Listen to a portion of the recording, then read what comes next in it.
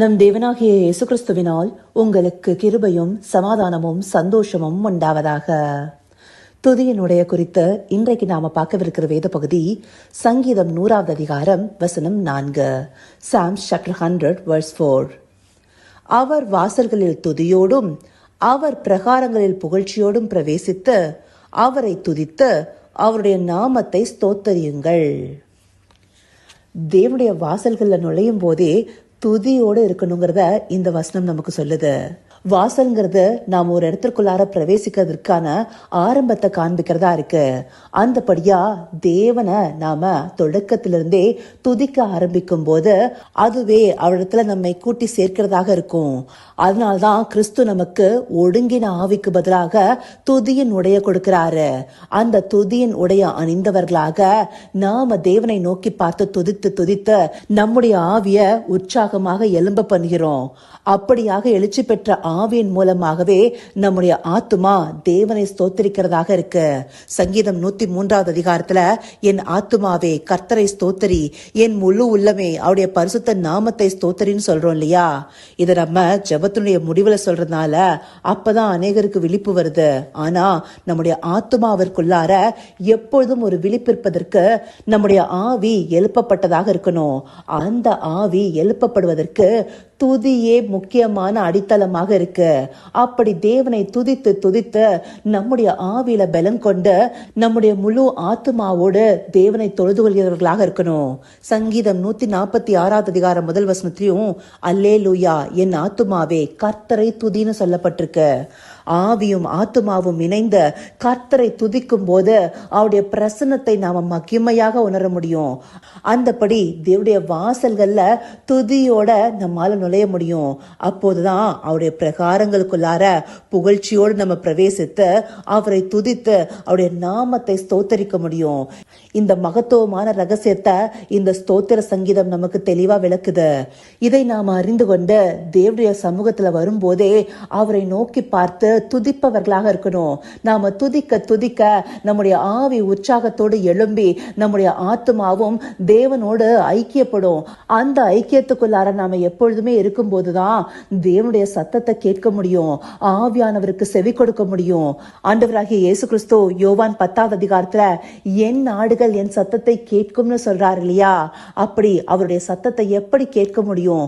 நாம ஆவிலையும் ஆத்துமாவிலையும் தேவனோடு ஐக்கியப்பட்டிருக்கும் போது அப்படியாக நம்மை துதியே அவரோடு ஐக்கியப்படுத்துது.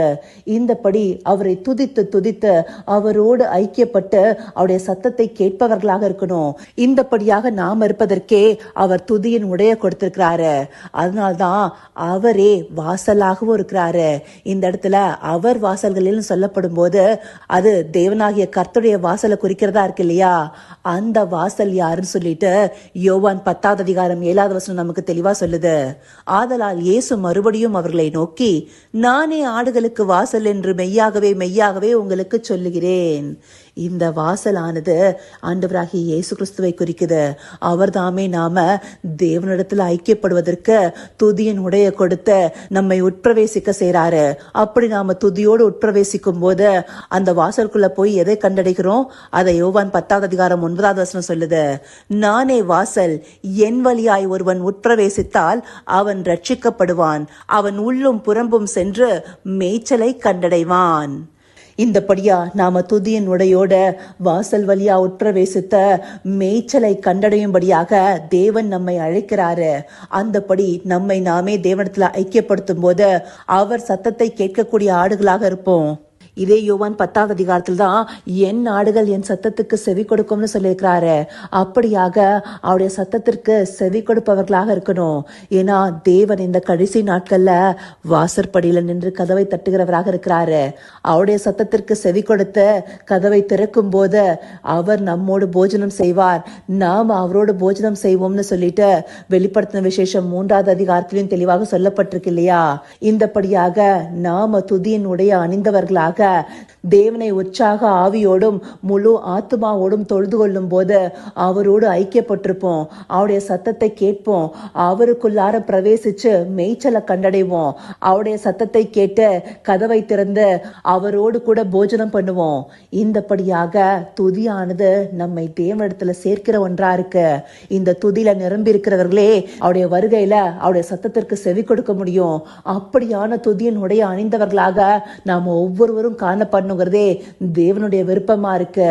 இந்தபடியாக துதியின் உடைய அணிந்து கொண்டு அவர் வாசல்கள்ல துதியோடு அவரை நோக்கி காத்திருந்து அவருடைய சத்தத்தை கேட்கும் மாடுகளாக அவர் கூப்பிடும் போது அவருக்கு செவி கொடுத்து அவரோடு சேர்த்து கொள்ளப்பட அவரை நோக்கி பார்ப்போமா? கர்த்தாவே, தேவாதி தேவனே, உமக்கே இந்த வேலையில நன்றி செலுத்துகிறோம் ராஜா. அப்பா, துதியின் உடைய எங்களுக்கு தந்தல்னவரே, உம்முடைய வாசல்களை துதியோடு காத்திருக்கும் போது உம்முடைய சத்தத்தை கேட்கக்கூடிய ஆடுகளாக உமக்குள்ளார பிரவேசித்து உம்மோடு சேர்த்து கொள்ளப்படுவோங்கிறத இந்த பகுதிகள் மூலமா எங்களுக்கு காண்பிச்சிருக்கீங்க தகப்பனே. அந்தபடியாக உங்க வாசல்கள்ல துதியோடும் பிரகாரங்கள்ல புகழ்ச்சியோடும் இந்த வேலையிலும் உம்மை துதிக்கிறவர்களாக நாங்க காணப்பட தேவரீர் எங்களை நடத்தி அருளுங்கப்பா. ஆம் ராஜா, உம்மை துதிக்கிற உதடுகளை கொடுங்க தகப்பனே.